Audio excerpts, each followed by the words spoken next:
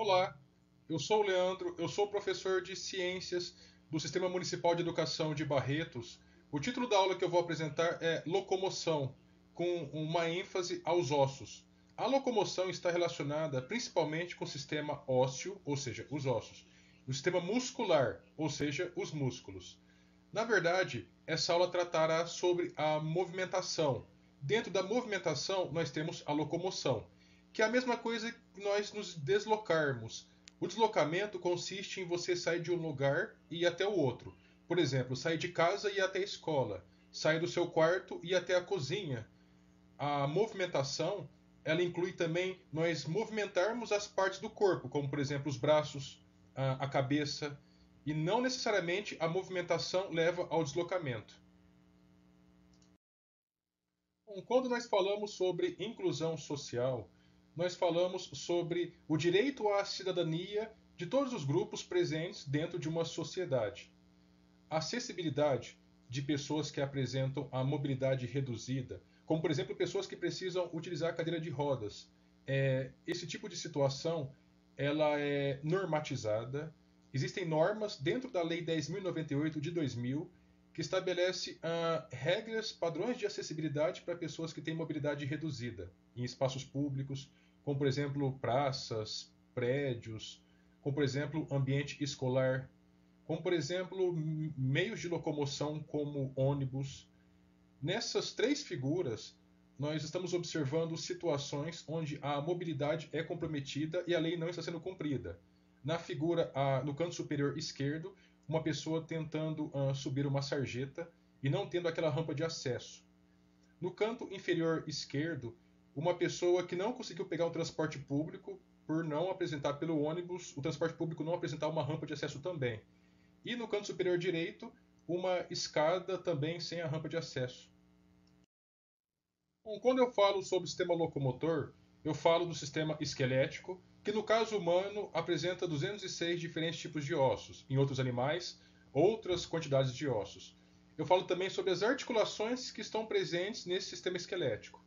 Falo também sobre o sistema muscular, ou seja, os mais de 650 diferentes tipos de músculos presentes no sistema muscular humano. E falo também do sistema nervoso, que vai dar a ordem, o comando para a locomoção tanto dos músculos quanto dos ossos. Nessa aula, o enfoque é a locomoção por meio dos ossos. Bom, nesse slide tem duas figuras que mostram tanto o sistema muscular quanto o sistema esquelético. Na figura à esquerda, essa imagem um pouco mais próxima da gente se refere ao sistema muscular. A imagem mais distante, essa terceira imagem, se refere ao sistema esquelético. Na imagem da direita, nós temos uma pessoa com posição de corrida, ela correndo, e a movimentação da perna que permite esse tipo de ação. Os músculos da coxa, o osso abaixo da coxa, que é o fêmur, e a articulação do joelho que permite a corrida. Bom, já que o objetivo da aula é a locomoção por meio do esqueleto, nessas três figuras apresentamos o esqueleto humano. Na figura à esquerda, nós temos todos os 206 diferentes tipos de ossos presentes no esqueleto humano. E na figura central e à esquerda, nós temos o esqueleto apendicular e o esqueleto axial. O esqueleto apendicular se refere aos membros, ao braço, ao antebraço, às mãos, à perna, aos pés, à clavícula também e à escápula. E os demais ossos próximos associados a esses ossos que eu acabei de falar. No esqueleto axial, à direita, é formado principalmente pelo crânio, os diversos ossos presentes no crânio, na mandíbula, a coluna vertebral e as costelas, e há um osso central que liga as costelas da direita e da esquerda, que é o externo. Bom, quando eu falo do esqueleto humano e de outros animais também, como os demais mamíferos, como peixes, como anfíbios, exemplo sapo, como répteis, exemplo cobras, como aves, nós falamos sobre esqueleto interno. O nosso esqueleto fica dentro do nosso corpo. É um endoesqueleto, onde endo significa internamente. Mas alguns animais apresentam esqueleto externo, exoesqueleto, como por exemplo os insetos. Nessa figura eu coloquei o exemplo de um inseto, um besouro, como aracnídeos, aranhas, e alguns crustáceos também, desculpa, todos os crustáceos, como por exemplo a lagosta nessa figura. Todos apresentam exoesqueleto.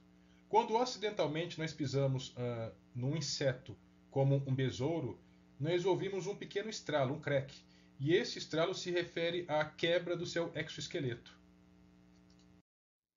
Bom, agora eu vou falar um pouco sobre o esqueleto dos vertebrados.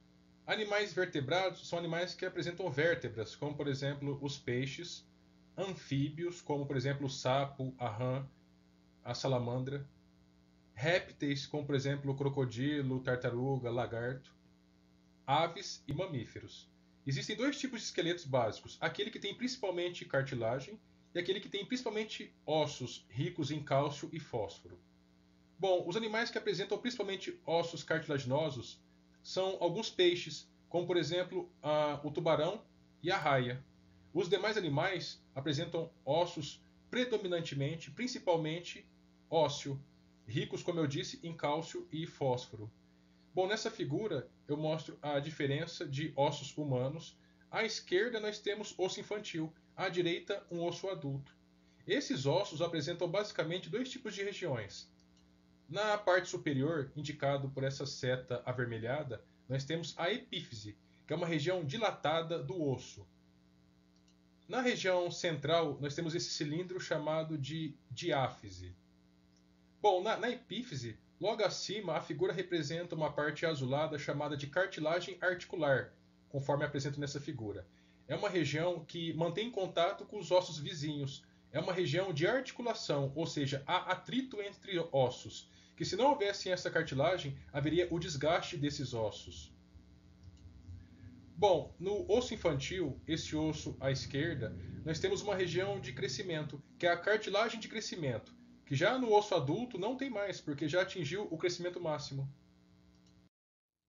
Agora, um aspecto muito importante do sistema esquelético humano e de outros animais são as articulações. A articulação ela pode ser definida de forma simples, uma região de encontro de dois ou mais ossos. Nessa figura eu apresento diversas articulações presentes no corpo humano. Vamos acompanhando pelas setas.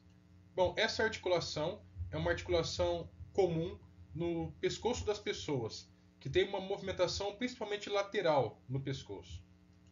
Essa articulação embaixo é o encontro dos ossos do braço com o antebraço. Essa outra articulação presente nos ossos, nas articulações dos dedos. Essa outra entre a cintura escapular e o braço. Essa outra articulação é o encontro dos ossos presentes no punho. E, por fim, o encontro dos ossos do fêmur, ou seja, da perna, com a cintura pélvica, a pelve. Bom, nessa figura eu apresento os principais componentes das articulações. Nós temos a articulação do joelho e aqui as diversas estruturas presentes nessa articulação. Bom, vamos começar falando dos ligamentos.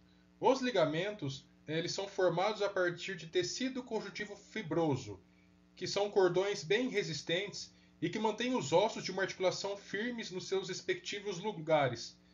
Com o rompimento desses ligamentos, facilita o deslocamento da articulação, e aí levando a vários prejuízos e dificuldade na locomoção das pessoas. Bom, o segundo componente é a cartilagem. A cartilagem é um tecido conjuntivo bem macio que diminui o atrito entre os ossos. Sem a cartilagem, ocorrendo o atrito entre os ossos, pode ter o seu desgaste e também levar a problemas para a pessoa e dificuldade na sua locomoção. Bom, o terceiro componente, os tendões. Tendões também são formados por tecido conjuntivo altamente resistente e flexível e que liga os músculos aos ossos. Então, o sistema nervoso manda o comando para os músculos para que eles se movimentem. E o músculo, por sua vez, por meio dos tendões, tem contato com os ossos e que permite a movimentação desses dois sistemas, funcionando de forma harmônica. E por fim, agora os meniscos.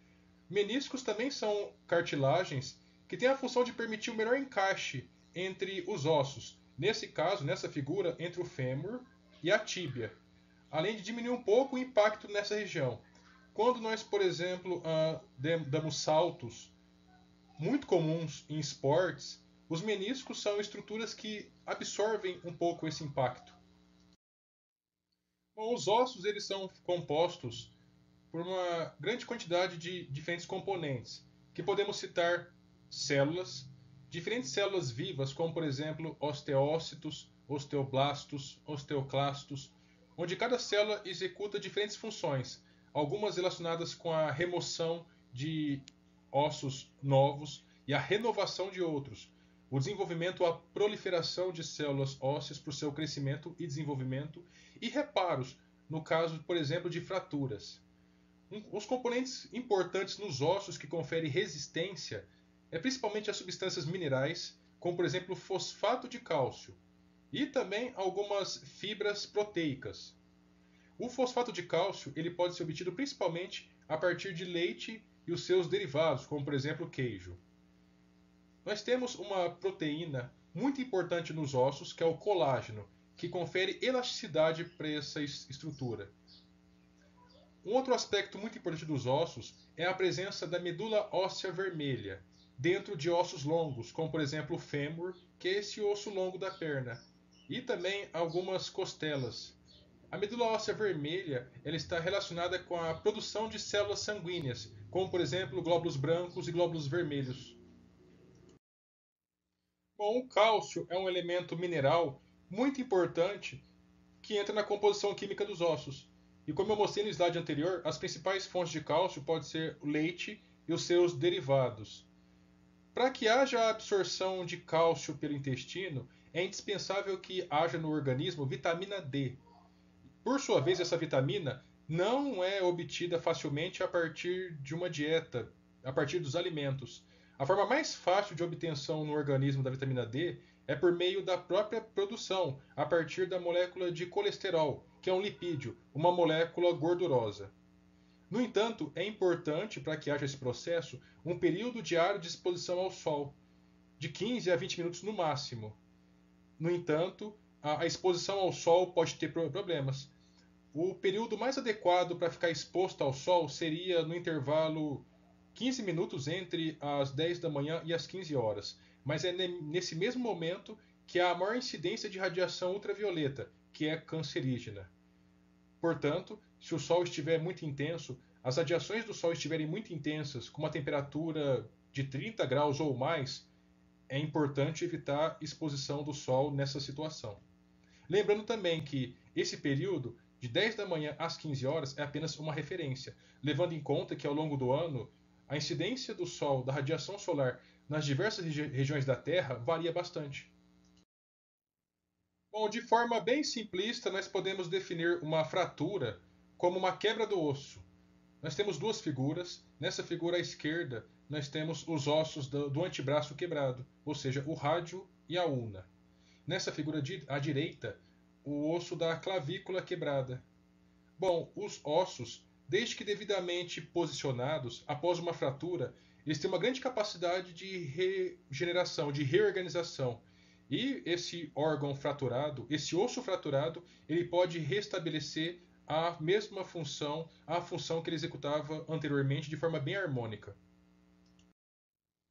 Bom, agora uma fratura numa outra parte do corpo, ou seja, na perna.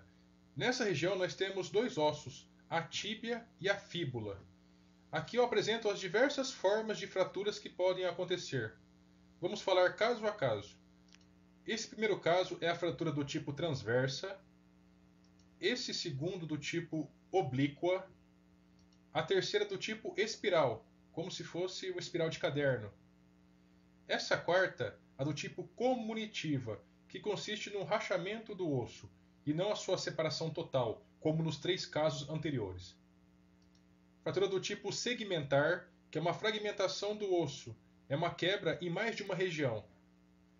Agora, uma fratura na região da epífise, ou seja, da região dilatada do osso, uma fratura em avulsão. Ainda na epífise, fratura do tipo impactada, com deformidade e, por fim, em galho verde. Nessa última fratura, não há quebra total do osso, é apenas quebra parcial, sendo que o restante continua no seu estado normal. Bom, esse era o conteúdo que eu gostaria de ter transmitido. Espero que tenham gostado e bons estudos a todos.